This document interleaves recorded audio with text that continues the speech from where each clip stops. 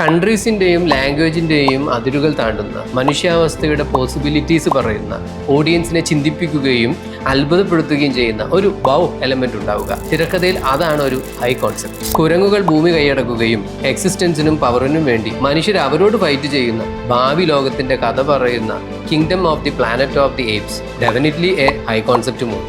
പുരാണവും science ഫിക്ഷനും ഇടകലരുന്ന Telugu movie കൽക്കി 2898 AD.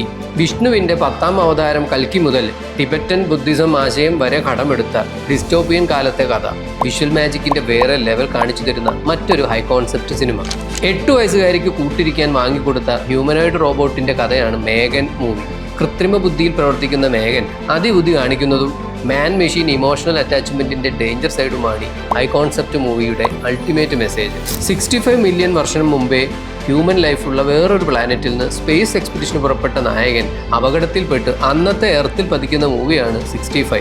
ദിനോസറുകൾ വെലുസുന്ന കാലത്തെ ഒരു ഹൈ കോൺസെപ്റ്റ് സ്റ്റോറി. യുണീക്ക് പ്രൊമൈസും ത്രസിപ്പിക്കുന്ന വിഷ്വൽ യൂണിവേഴ്സും ഒരു ഹൈ കോൺസെപ്റ്റ് മൂവിയെ മനുഷ്യരുടെ കുറ്റവും കുന്നായ്മയും പറയുന്ന സാധാ പടങ്ങളിൽ നിന്ന് വേറിട്ടതാക്കുന്നു.